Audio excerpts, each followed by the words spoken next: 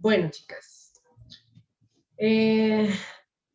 y chicos, la reunión del día de hoy cortita, espero que sea muy corta, es para explicarles lo del laboratorio.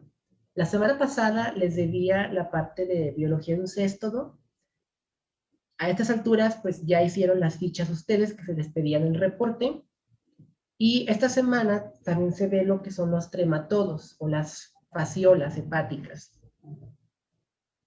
¿Qué fue lo que investigaron de los céstodos? ¿Qué es lo que se acuerdan de sus fichas que hicieron? Teresa.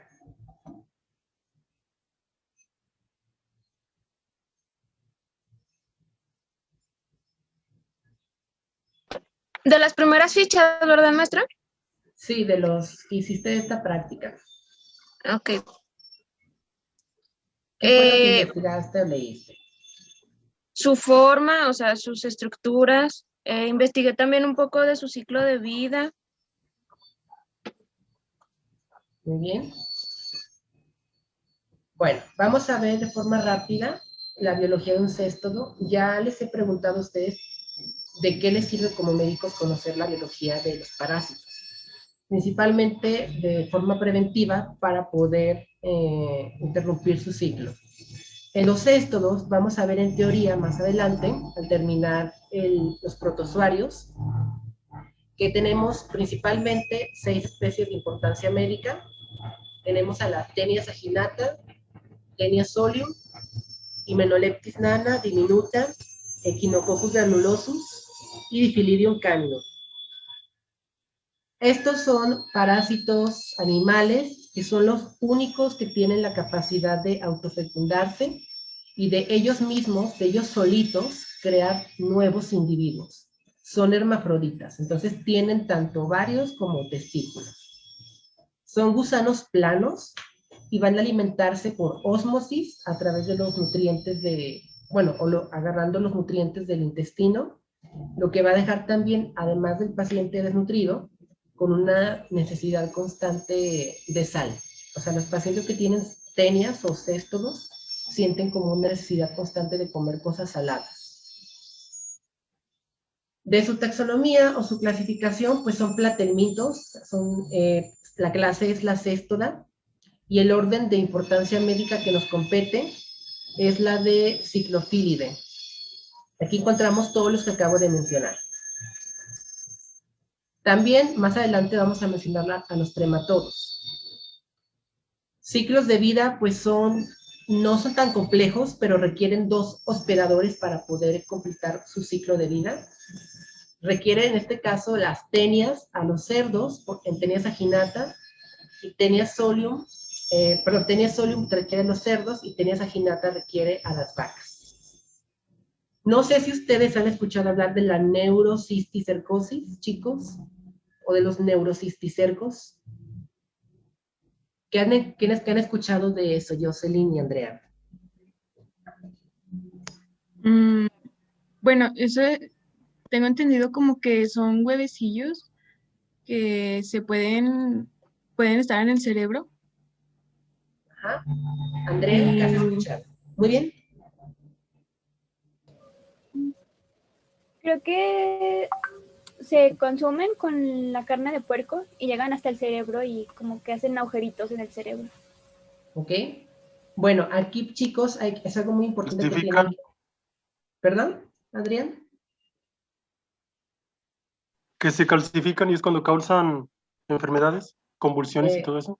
Ajá. Bueno, hay 2 formas en las que podemos adquirir las teniasis, o en este caso las infecciones por céstodos. Ya en teoría voy a explicar más a detalle el ciclo de vida, pero principalmente lo que tienen ahorita que reconocer es que hay 2 tipos de infecciones invasivas, que son la de los neurocisticercos, e infecciones intestinales, que son los parásitos adultos. Si nosotros consumimos la carne de un cerdo o de una vaca mal cocida, y pues obviamente o cruda, y esta carne está infectada con cisticercos, que son estos huevos o estas larvas que se quedan como en la carne, el resultado va a ser una lombriz adulta en el intestino. Pero si nosotros consumimos los huevos directamente de la tenia, a través de algún vegetal mal cocido o de la carne, vamos a tener cisticercos en el cerebro, que pueden estar no solamente en el cerebro, pueden también estar en los ojos, pueden estar en otras partes del cuerpo humano. Esas son como las dos formas en las que se adquieren las dos infecciones. En el caso de Echinococcus granulosus, pues este parásito normalmente es de los perros y de las ovejas, pero es un parásito accidental. Quiere decir que por accidente llega a nosotros, y en nosotros se aloja principalmente en el hígado, que es donde forma como unas estructuras en tipo gelatina o como una cápsula donde se encuentra el parásito. Tenemos a los Hymenoplectis, que son también céstodos, pero se van a adquirir por estar en contacto con las heces de las ratas, o la popó de las ratas. Gente que trabaja como en los almacenes o así, que hay donde hay como ratas, es muy común también que puedan adquirirlo. Cabe resaltar que todos los céstodos son también de países en desarrollo o en vías de desarrollo. Hablando por su biología o su morfología, como dice la práctica, bueno, son parásitos hermafroditas, tienen tanto testículos y ovarios. Su cuerpo es un cuerpo que puede crecer hasta 15 metros de largo, entonces creo que el récord de la tenia más larga es de 18 metros, que se sacó de un intestino del cuerpo humano. Entonces pueden llegar a crecer en longitudes muy largas. Pueden estar obviamente en el cuerpo sin ser detectados durante mucho tiempo. En su estructura pues tienen una rosela, una cabeza, un cuello y un escólex, que sería esto que estamos viendo aquí. Para identificar como las diferentes especies nos basamos como en los proglótidos y en el tipo de cabeza que tienen o en el tipo de escólex. Esta es una tenia solium. Tiene aquí los ganchos con los cuales se sujeta a la vellosidad del intestino y empieza a absorber por ósmosis todos los nutrientes. No tienen aparato digestivo, no tienen aparato circulatorio.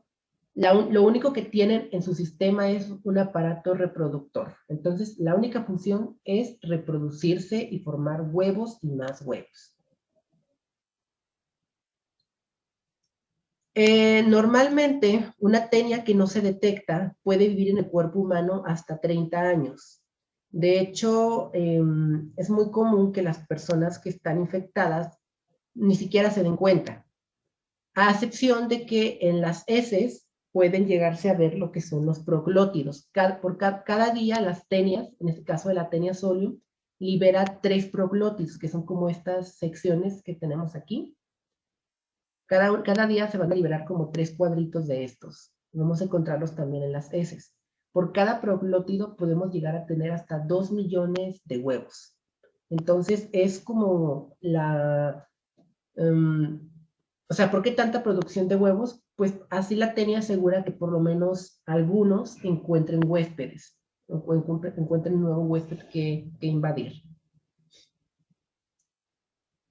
En laboratorio, pues nos fijamos también mucho como en la estructura reproductiva de los proglótidos. Cabe resaltar que tenemos proglótidos que son inmaduros, proglótidos grávidos y proglótidos maduros. Ahorita voy a mencionar qué significa cada uno de estos. En la tenia solium, pues más o menos miden de 2 a 4 milímetros. En la tenia saginata de 14 a 12 milímetros. Hymenoplectis nana de 6 a 10 centímetros. Y de los estróbilos de Echinococcus de 3 a 6 milímetros. Síntomas de una teniasis. Tenemos náuseas, debilidad, la gente tiene pérdida de apetito. De hecho, hay una moda muy curiosa y muy tonta también, en la cual utilizan a las tenias para bajar de peso. Básicamente, en algún lugar de internet te venden los huevos de las tenias, los consumes, desarrollas el parásito adulto si tienes suerte, y así bajas como de peso. ¿Por qué? Pues porque el parásito se come todo lo que tú ingieres. Es peligroso esto porque, ya como lo dije, si consumimos los huevos directamente, corremos el riesgo de que los huevos no se queden en el estómago, que pasen directamente en la circulación de la sangre y lleguen al cerebro. Entonces, van a encontrarse con muchas personas que hacen esto, sobre todo mujeres que lo llegan a hacer.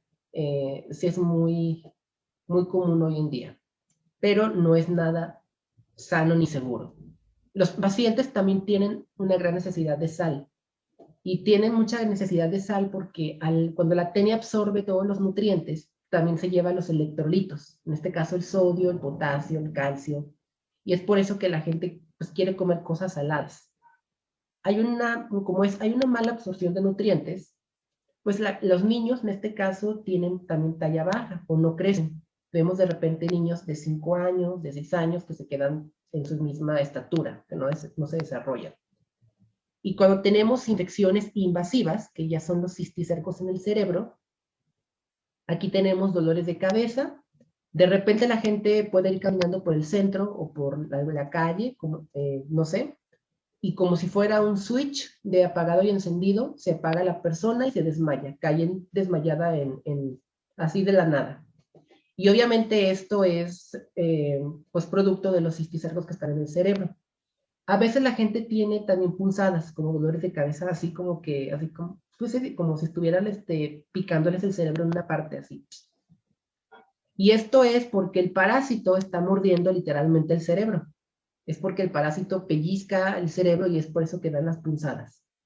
Tenemos convulsiones, reacciones alérgicas, inclusive a las larvas, y a veces se han reportado que la larva llega a los ojos, lo que empieza como a causar ceguera.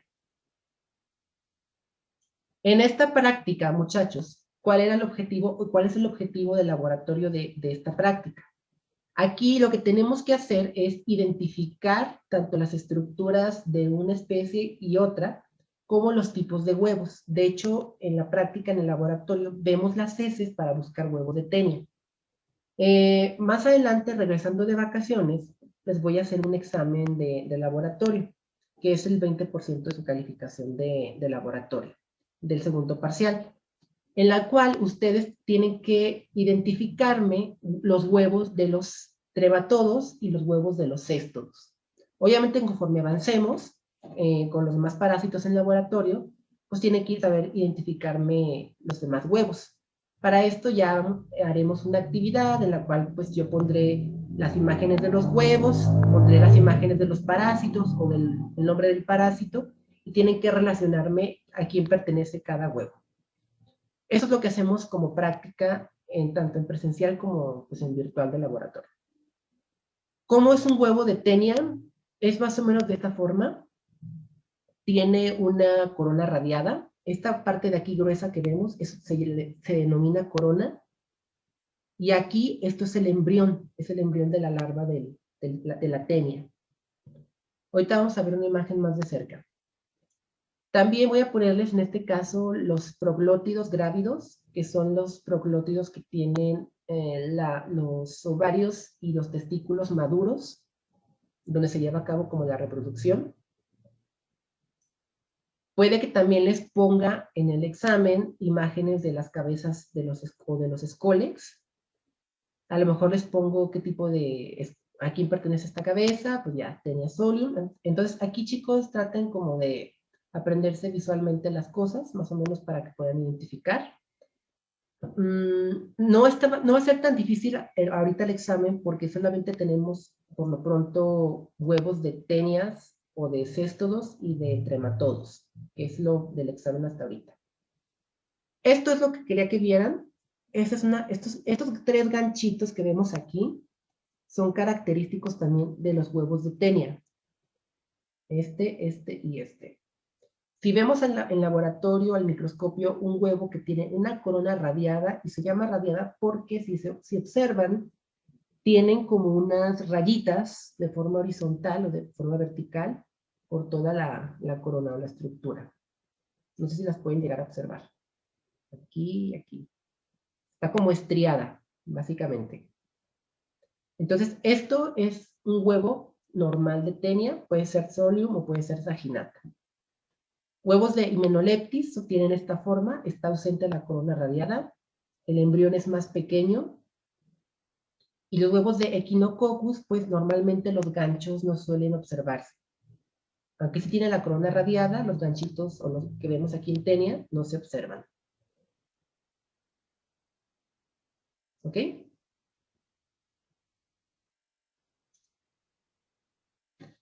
Más o menos esto es como se vería en laboratorio, ya teñidos obviamente con el lugol, ahora sí que con el yodo, se verían de esta forma.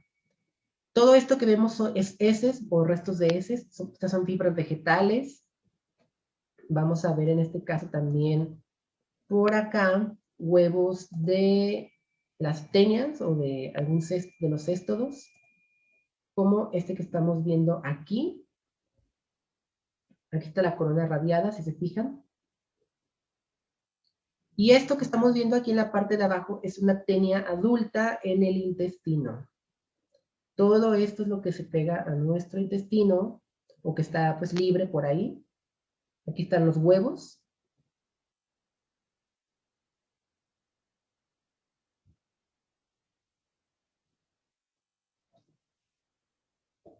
Espero que un día les toque llegar a ver en sus pacientes algún parásito que les salga de ahí del cuerpo. Sería interesante. Entonces, lo que vamos a hacer, ya regresando de vacaciones, pues va a ser el examen con las imágenes de los huevos. Igual para esto yo les ayudaré en su debido momento. Recuerden, huevos de tenias, corona radiada, de color pardo y 3 ganchos en el embrión. Es como lo tienen que distinguir. Huevos de Hymenopleptis no tienen la corona radiada, están ausentes los ganchos a simple vista, y el embrión es más pequeño.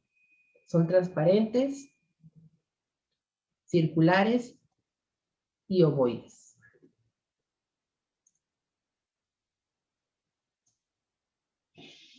Esto que estamos viendo aquí es el huevo de es un Hymenopleptis nana. Estos chicos son los proglótidos maduros, los que contienen ya los huevos. En los proglótidos inmaduros, que son como los primeros que se ven aquí, son estructuras que no tienen todavía los aparatos reproductores maduros. Y en los proglótidos grávidos es donde ya están básicamente los ovarios y testículos fecundándose entre sí para poder producir los huevos. Obviamente cada proglótido va aumentando como de tamaño, o en este caso la tenia va produciendo más proglótidos, y de esta forma durante el día pues se van liberando los proglótidos que ya tienen los huevos. Este huevo que vemos aquí es de un Diphyllidium canidum, o sea, otro céstodo que se adquiere por comer pulgas de perro que están infectadas. Este es de Hymenopleptis diminuta, se parece un poco a Hymenopleptis nana, pero pues sí, su embrión es un poco más diferente. Aquí sí se observan los ganchos, a diferencia de nana, que no. Y pues esto es como se vería el excólex de una tenia. En este caso aquí es una tenia saginata, y este es un Echinococcus. De hecho, pues como son parásitos grandes, los podemos ver a simple vista, no hay necesidad de usar el microscopio, sobre todo cuando son adultos. Es fácil verlos y distinguirlos al microscopio. Los proglótidos también se ven pues a simple vista. Ahorita van a ver qué tamaño tienen. Todo esto, chicos, que ven aquí, esto chiquitito, son huevos. Todos estos son huevos. Entonces, imagínense cuánta cantidad de huevos produce un solo individuo.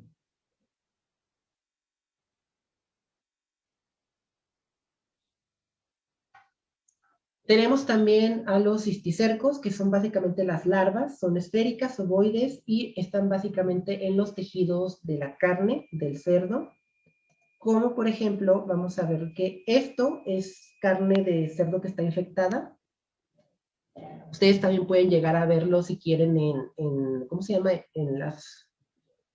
En los rastros donde se matan a los cerdos, pueden inclusive verificar que la carne esté sana. Si ven todo esto en su carne, sobre todo aquí en la parte de los intercostales y de las costillas, pues quiere decir que está invadido por cisticercos.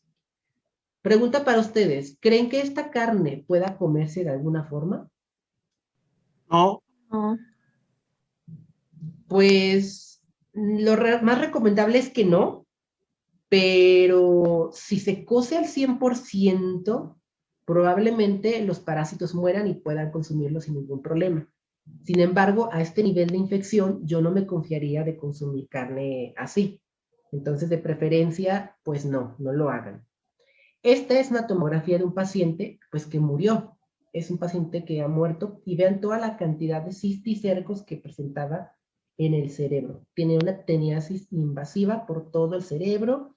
Y cabe resaltar que no están muertos, están vivos los gusanos. Todas estas larvas están vivas y van pellizcando el cerebro. Literalmente tener gusanos en la cabeza. Otra cosa importante es que a veces los gusanos o el cisticerco se rompe y deja la larva viva, deja la tenia chiquitita libre en el cerebro rondando. Si llega al fornix, al hipotálamo, al sistema límbico, al tálamo, pues básicamente es una larva que no se puede quitar y que va a estar presente en el cuerpo toda la vida. Así que principalmente el tener esto ya es como algo de cuidado. Zacatecas, pues tristemente sí es una ciudad donde hay mucha incidencia de neurocisticercosis. Para el diagnóstico o lo que hacemos en laboratorio, principalmente utilizamos las heces de los pacientes, que es lo que nos dice si están los huevos presentes o no. Si encontramos proglótidos, el excolex o huevos, ya es positivo. No, o sea, con cualquiera de los tres vamos a dar un positivo. Ustedes pueden revisar inclusive, bueno, heces de los animales o de los perritos callejeros, y muchas veces tienen también algún tipo de proglótido, ya sea por Difilidium o por algún Echinococcus. Por eso es como las muestras que más les pedimos en laboratorio. Esto es un proglótido, así que vean, se puede ver a simple vista, este es el tamaño que tienen más o menos. Esta es la parte, pues, grávida, donde están todos los huevos ya fecundados y listos para salir y colonizar nuevos huéspedes. Pero repito, por cada proglótido de este tamaño tenemos hasta 2 millones de huevos que pueden generar un nuevo individuo cada uno. Así es como se verían en las heces. Obviamente es una persona que tiene más de un parásito adulto en el intestino, o un animal que tiene más de un parásito adulto, porque son bastantes proglótidos. En laboratorio, la práctica consiste en poner una muestra de heces pequeñita aquí, en el portaobjetos, otra en el lado izquierdo, y teñir con Lugol o con yodo una de las muestras. Ya observamos al microscopio y buscamos, en este caso, huevos de las tenias. Si se fijan, huevos de Taenia sorium y saginata se parecen, pues, muchísimo. Diría que son casi iguales.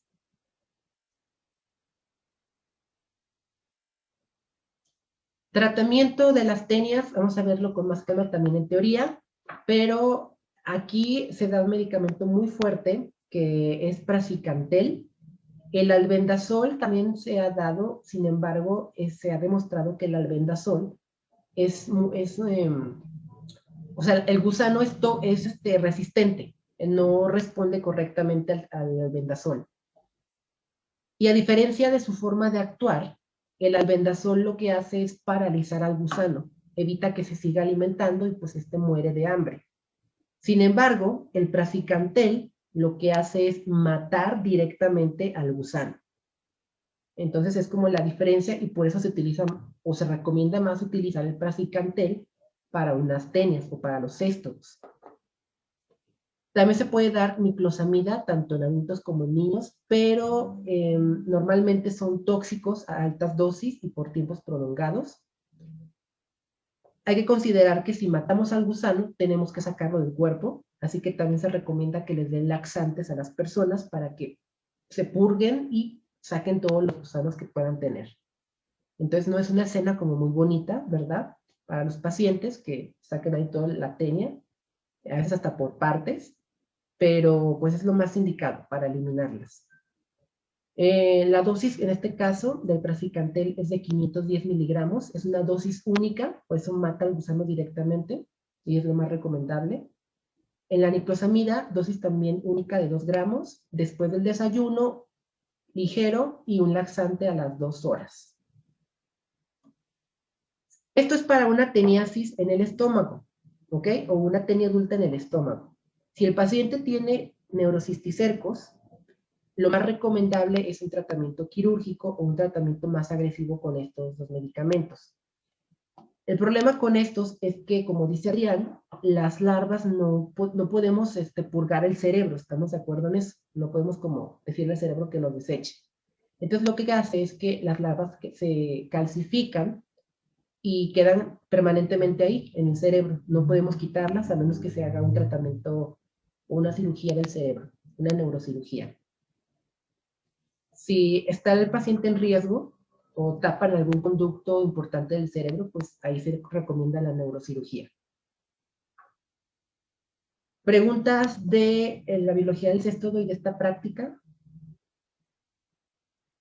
¿Alguien tenía el conocimiento de que esto puede pasar en los pacientes? ¿Ya conocían las tenias? Bueno, les digo que vamos a verlas un poquito más a detalle en teoría, pero al menos en la práctica esto es lo que tienen que conocer. Los tipos de huevos, las estructuras de las tenias y cómo distinguirlas entre las diferentes especies para poder dar como el tratamiento correcto y poder dar el diagnóstico correcto. Si un paciente tiene Hymenopleptis nana, pues no puedes poner en el expediente parásito tenia solo. O sea, tienes que poner exactamente el parásito que tenía. Entonces, para eso sirve la práctica, para que distingan las especies de céstodos. Entonces, antes que empiece, quiero que ustedes me digan por qué es importante que, al menos en la práctica, conozcamos la biología de los céstodos. ¿De qué les sirve a ustedes como futuros médicos conocer cómo funciona la biología de un céstodo? Porque mucha gente me dice, ay, pero pues somos médicos, no vamos a estudiar estos animales o así, pero pues ¿a ustedes de qué les sirve? ¿De qué creen que les sirva conocer cómo, bueno, pues la biología de un céstodo? ¿Por qué creen que es importante? Stephanie, ¿de qué crees que te sirva conocer la biología de un céstodo?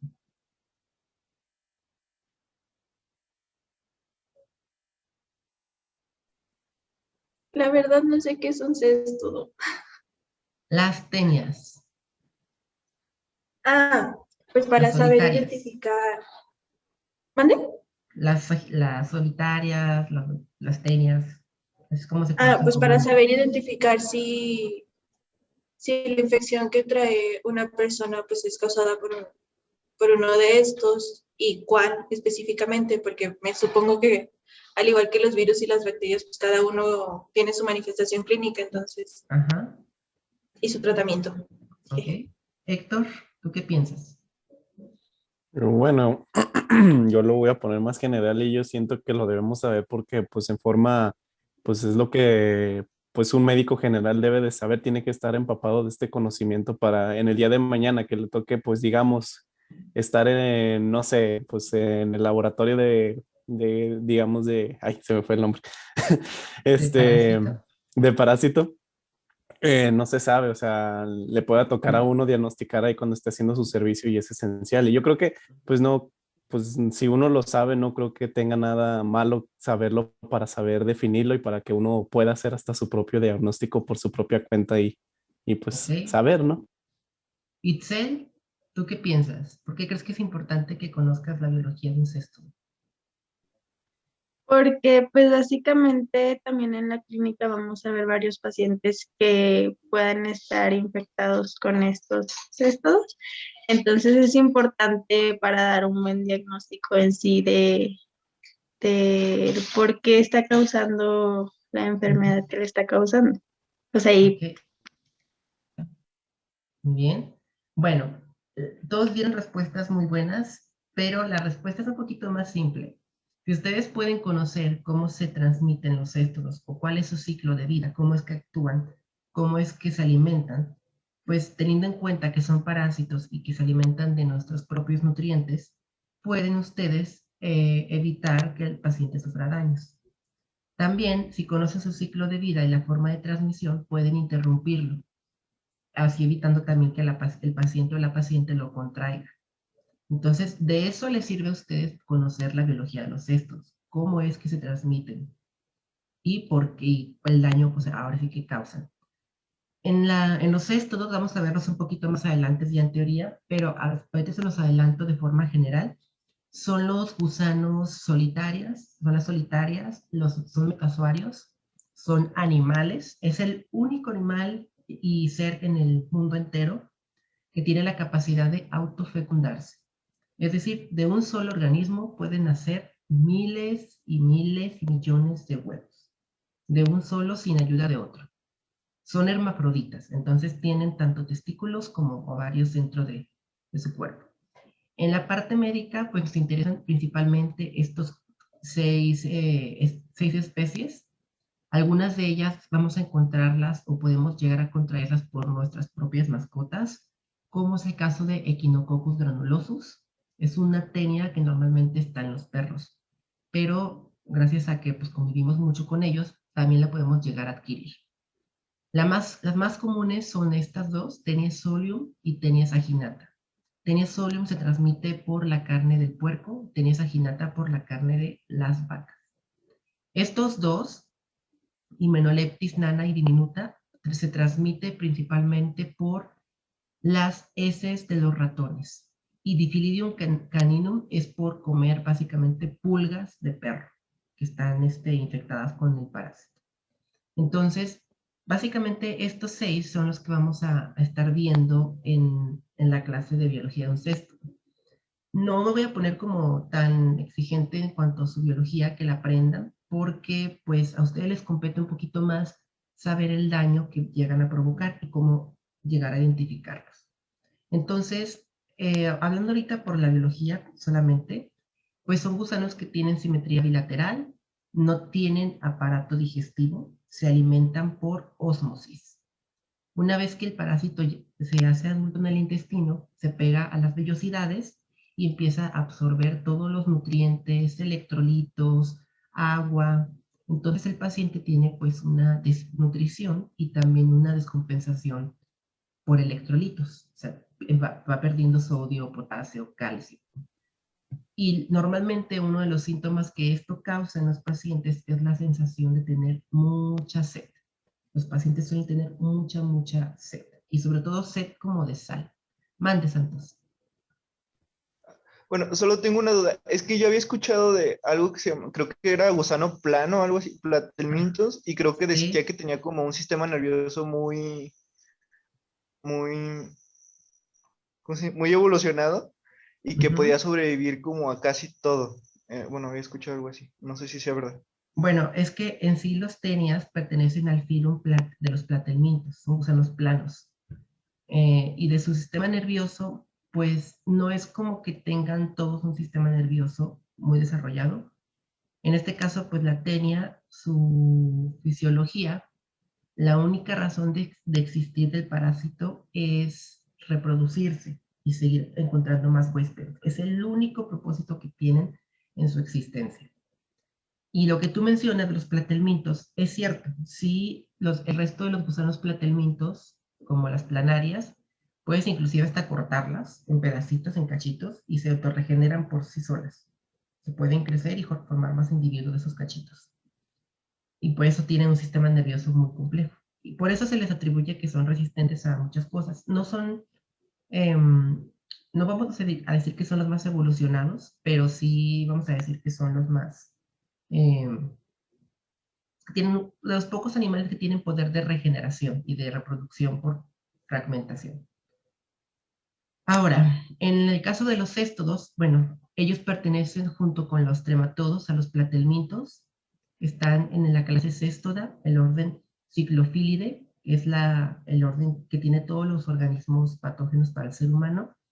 Y de las especies y géneros que tenemos que conocer, pues son Tenia solium, saginata, Hymenopleptis nana y diminuta, y Echinococcus granulosus y Diphylidium caninum. ¿Cómo es su ciclo de vida?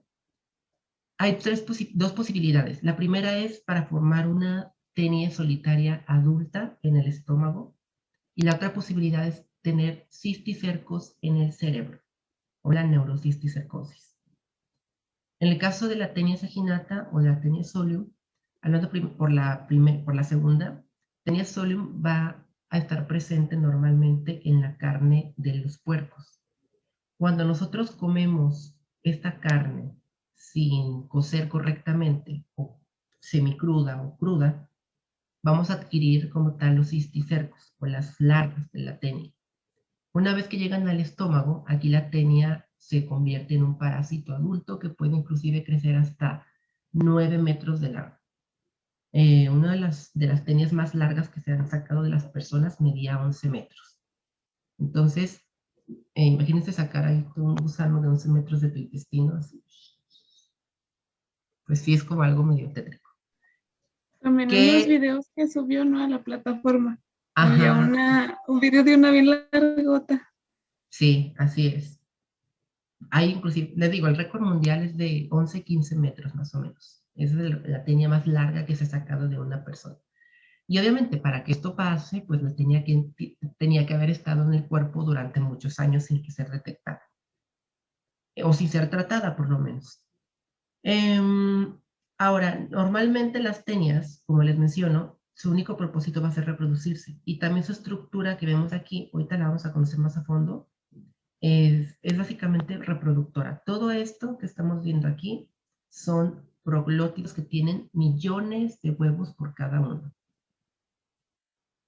Esto es cuando consumimos la carne con las larvas o con los cisticercos. Si nosotros llegáramos a consumir los huevos directamente, los huevos van a pasar directo a la sangre y en la sangre van a poder pasarse o migrarse a todos lados, incluyendo pues el cerebro.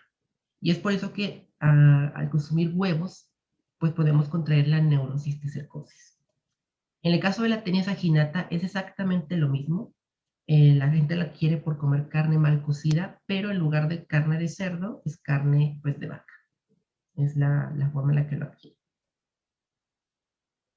Hymenoleptis, bueno, perdón, Echinococcus granulosus, como normalmente es de los perros, una infección de los perros, pero de vez en cuando, obviamente por convivir con nuestras mascotas, podemos consumir los huevos. Aquí en el caso del Echinococcus, él no va a estar normalmente en el estómago, va a preferir estar en el hígado. Entonces vamos a encontrar en el hígado como, se parecen a burbujas o a pelotitas de plástico incrustadas en el tejido, pero dentro de esas pelotas de plástico pues está todo el parásito. Entonces más adelante también vamos a verlo. Y en el caso de Hymenoleptis nana, el ciclo es un poquito diferente. Aquí el ciclo interviene más que nada en que los huevos tienen que ser primero consumidos por las personas, ya sea por estar en contacto con las heces de los ratones o con las pulgas inclusive de los ratones. Entonces es la forma en la que vamos a poder también adquirir. También las moscas inclusive pueden formar un papel importante en su ciclo. Si se paran sobre las heces y en los huevos se quedan pegados en sus patas y llegan a pararse en nuestra comida, pues también ahí podemos llegar a adquirir la teniasis, bueno, o el Hymenoleptis. Ahora sí, hablando un poquito de su morfología, los gusanos, para que los conozcan, pues solamente su parte funcional es esta. Todo solamente es la cabeza y el cuello. Todo lo demás son estructuras reproductoras. Como son hermafroditas, en cada estructura reproductora se va a encontrar un testículo y un ovario, los cuales van a soltar tanto pues, óvulos como espermas para poder fecundarse y formar nuevos huevos. Tiene pues una vagina, que sería el conducto de aquí. Y todo esto que estamos viendo aquí, todas estas secciones que parecen cuadritos, se llaman proglótides o proglótidos. Cada proglótido va a contener hasta 2 millones de huevos. Entonces, esto asegura que por lo menos algunos lleguen a encontrar un huésped. De hecho, de todos los individuos que existen en el mundo del reino animal, es el organismo que mayor tasa de reproducción tiene. Son gusanos planos y su cabeza es muy, muy pequeña. Normalmente usamos mucho su cabeza para poder distinguirlas entre especies. Esta, por ejemplo, de aquí es Tenia saginata. Tiene una rosela y un gancho.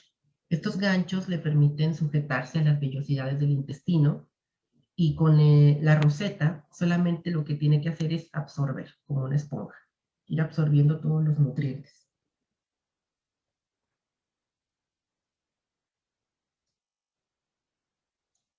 Ahora, ¿cuánto pueden vivir las tenias en nuestro cuerpo?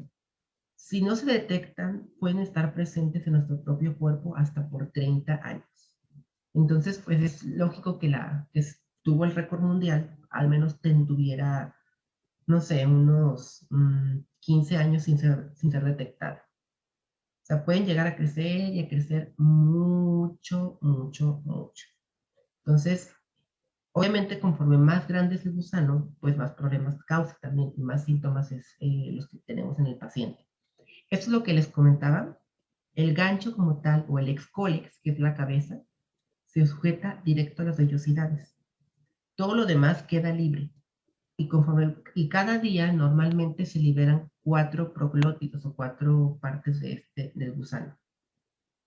Las podemos encontrar normalmente en las heces, que es como un indicador de que la persona está infectada. Ahorita les voy a pasar imágenes de cómo se ven en las heces. En el excólex también tenemos pues las ventosas, el cuello, y ahora los proglótidos también van a tener como una clasificación. Ahorita les voy a mencionar cuáles son. Les comentaba ahorita de la neurocisticercosis. Zacatecas, muchachos, es un lugar que es endémico de neurocisticercosis o de tenias en el cerebro, para decirlo en otras palabras. Estas tenias, estas larvas pueden migrar hasta el cerebro. Y en el cerebro lo que causan es, pues, obviamente, convulsiones, coma, parálisis.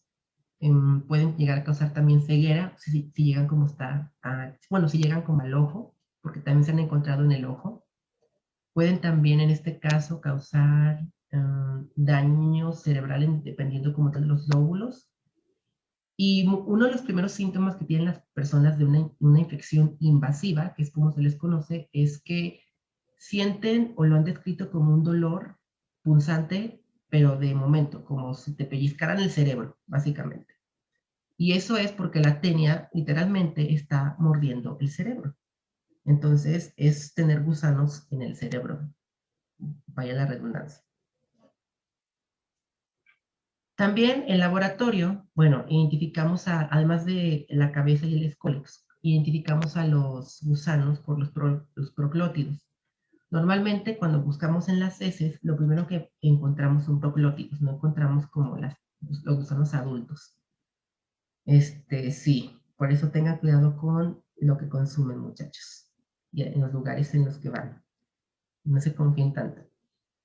En los proglótidos vemos como las estructuras reproductivas y cada proglótido nos va a decir, dependiendo de su forma, si es una vaginata, si es una solium, si es una hymenoleptis o si es un echinococcus. Normalmente se batalla un poquito más en identificar a la solium y a la vaginata. Síntomas de una teniasis. Para una teniasis por adulta, un gusano en el estómago, tenemos principalmente náuseas, debilidad, hay pérdida de apetito, tenemos dolor abdominal, pero obviamente son síntomas constantes, no son esporádicos. Tenemos diarrea. En la diarrea pues encontramos los proglótidos, tenemos un deseo intenso como de cosas saladas o de consumir sal, electrolitos. Y esto pues se compensa porque, bueno, o tiene lógica porque la persona empieza a perder muchos iones. La gente normalmente suele adelgazar y suele tener desnutrición. Entonces, de hecho hay una moda muy tonta que es usar tenias para bajar de peso. Hay personas que comen los huevos, las tenias, desarrollan el gusano y bajan de peso, y luego ya más se desparasitan para quitarse el gusano. Pero pues obviamente eso tiene implicaciones muy peligrosas porque no estamos hablando nada más de bajar de peso. Estamos hablando de que el gusano puede causar infecciones en el cerebro. Entonces, pues consumir huevos no es algo muy recomendado. Y eso se da mucho, sobre todo en lugares como Centroamérica. De hecho, hasta aquí en México he llegado a ver publicaciones en Facebook y en muchos lados de gusanos para bajar de peso, huevos de tenia solium esterilizados o un montón de tonterías que se les ponen ahí de publicación. Eso no se crean de eso, muchachos, y es probable que les lleguen pacientes o que más bien haya pacientes que les pregunten, oye, ¿sí es cierto que funciona esto para bajar de peso? ya ustedes saben lo que puede pasar, que les lleguen las larvas al cerebro. En el caso de las teniasis invasivas, que son ya las larvas o los cisticercos en el cerebro, aquí encontramos dolores de cabeza, vamos a encontrar signos neurológicos que pueden asociarse pues obviamente a muchos tipos de síndromes del cerebro, por eso tiene que hacer diagnósticos diferenciales y ir descartando. Tenemos convulsiones, de repente hay gente que tiene cisticercos y como si fuera un switch, se apaga y se desmaya de la nada. O sea, va por la calle caminando como si nada y de repente ya al otro segundo ya está en el suelo desmayado. Eso obviamente pues no es normal y lo primero que la gente piensa es tengo un tumor en la cabeza. Y pues coincide mucho con los síntomas, pero para eso pues lo recomendable es hacer una tomografía de la cabeza. La tomografía sí se observan mucho en las larvas. También tenemos reacciones alérgicas. Y ahora, aquí lo importante en laboratorio es distinguir los huevos. Si podemos encontrar los huevos en las heces o los proglótidos, ya tenemos un diagnóstico certero. De hecho, una de las prácticas que ustedes van a llegar a hacer en el examen de laboratorio es que ustedes aprendan a distinguir los huevos de los diferentes parásitos para que te vayan como asociando la imagen. Normalmente el huevo de una tenia es así, se observa de forma con una corona estriada, y por estriado me refiero a esto. Si se fijan, tiene como líneas en la corona. ¿Sí las pueden observar? Aquí. El huevo también tiene 3 ganchos, que son los que coinciden con los ganchos de el estróbilo. Serían estos de aquí. Este de aquí es un gancho, este de aquí es otro gancho, y este de aquí es otro gancho. 3 ganchos y una corona radiada es el huevo clásico de una tenia, ya sea saginata o tenia solo. En el caso de Menoleptis, que tenemos otra tenia, aquí no encontramos la corona radiada, encontramos un huevo un poquito más pequeño o un embrión más pequeño y solamente encontramos un gancho, que sería este de aquí.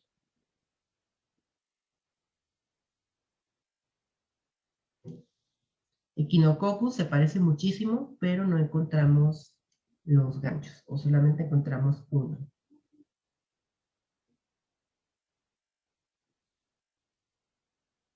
¿Sí observan las diferencias o pues no? Bueno, más adelante les pasaré una actividad para eso, para que vayan practicando y distinguir, y para que los vayan como distinguiendo. Entonces, bueno, estas son como las principales diferencias, una tabla de las diferencias que tenemos entre los diferentes estos, tanto en el Scolex, vean los diferentes Scolex que tienen dependiendo de, obviamente, ahora sí que de la especie, Echinococcus, Hymenopteris, Diphylidium, Tenia saginata y Solium. Estos son los diferentes proglótides, cómo se verían en sus estructuras reproductivas, y los diferentes huevos. Aquí lo importante de ustedes es que conozcan los huevos, que es lo que normalmente buscamos siempre en las heces, huevos.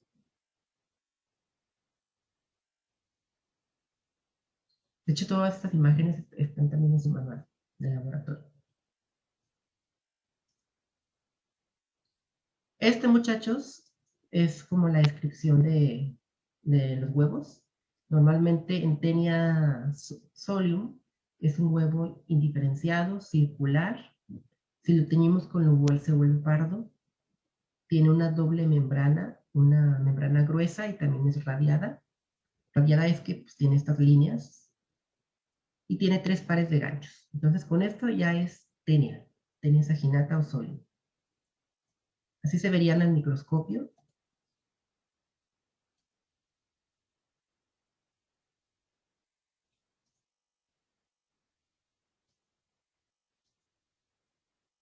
Y este es un huevo de Hymenopteris. Aquí están los huevos de la tenia.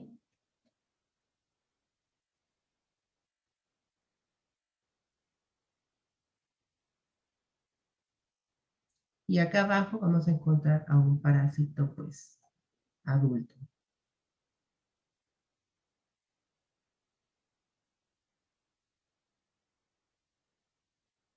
Aquí está. Este es un parásito.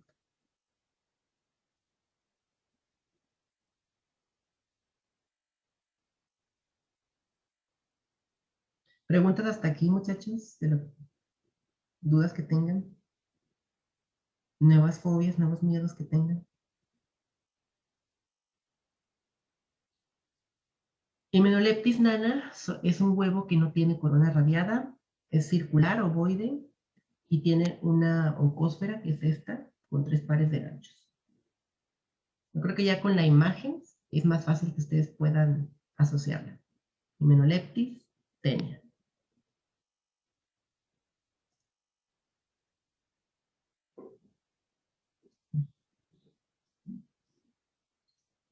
Este es un Scolex de la tenia. Y este es Echinococcus.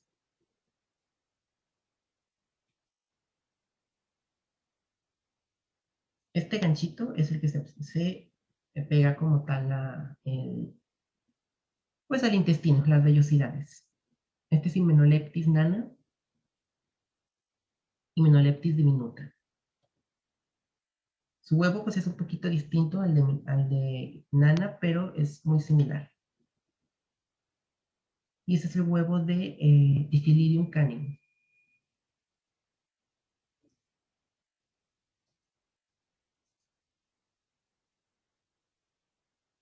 Este es un Echinococcus. Y obviamente todo esto que vemos pues son los huevos. Así se vería un Echinococcus.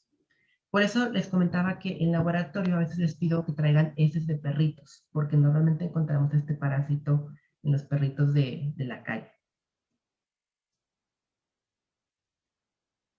Bueno, ustedes en sus libros de parásito van a encontrar ya cuando lleguemos a teoría estos dos términos, cisticercos y cisticercoide.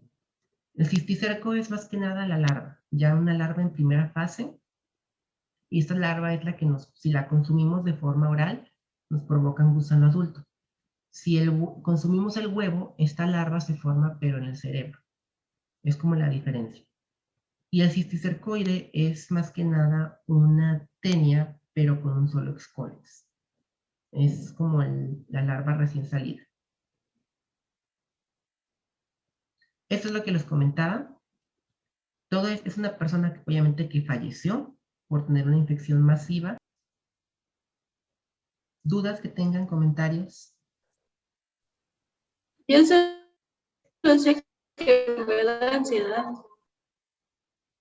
Pues no, está Se ve bien feo. padre. Está bien padre. Bueno, no creo que sea muy padre para las personas, pero sí se ve muy padre. La verdad es que estos casos de parásitos o estos parásitos es más común que los encontremos en zonas donde hay pocos recursos, como más saneamiento también de agua, donde la gente convive con los animales que lo transmiten. Las granjas, los ranchos, es muy común encontrar lugares o personas que tienen estos parásitos. Ahorita lo que les comentaba antes de que se fuera de que se apagara más bien la sesión, es que este es un paciente que falleció, obviamente, pero en su cerebro se observó toda esta cantidad de neurocisticercos. Era una infección pues, sumamente masiva. De hecho, causan muchos síntomas parecidos a la epilepsia, por las convulsiones, inclusive pues ceguera y la muerte, a final de cuentas. Esto es como se verían los cisticercos en la carne de puerco. De hecho, la carne de puerco en Zacatecas, sobre todo en Trancoso, en lugares como Calera, suele ser también estar muy llena de estos parásitos. Y tiene lógica porque los cerdos normalmente comen todo. Y ahí en esos lugares la gente deja salir a los puerquitos a que coman en el campo abierto. Entonces es por eso que los cerditos pues llegan a contraer esto o llegan a esta parte. Obviamente, si ustedes observan una carne que se las venden así en una carnicería, pues hasta pueden demandar a la carnicería porque esto ya es algo insalubre y está pues, completamente llena de parásitos.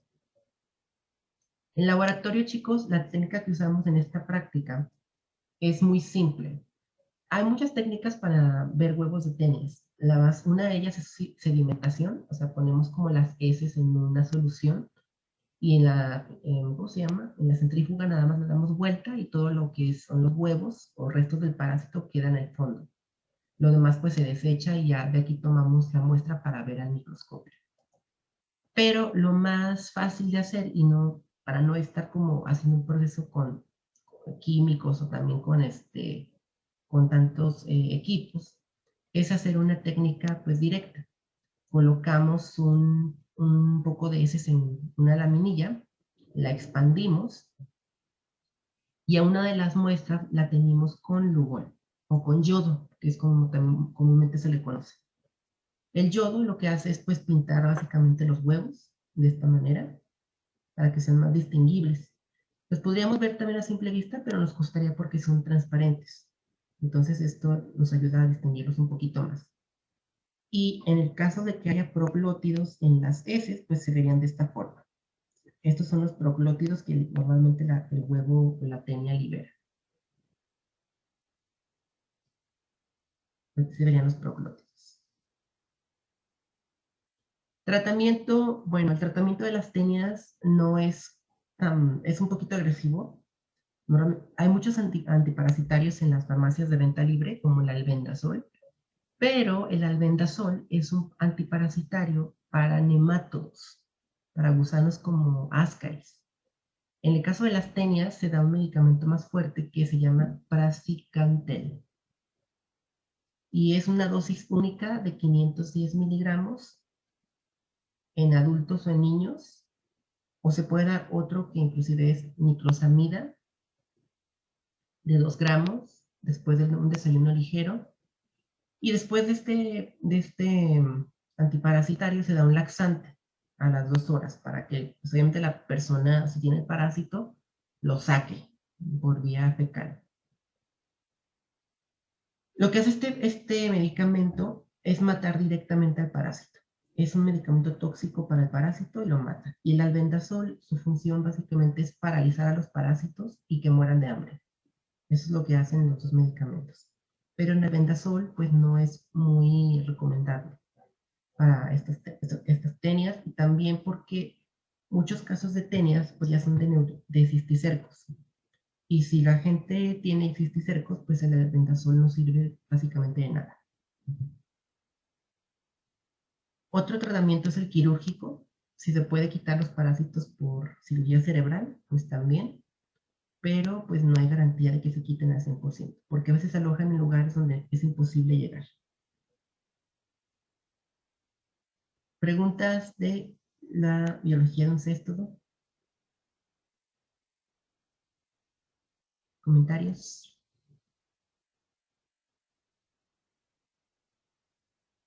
Yaritza, Itzel, Valeria. Bueno,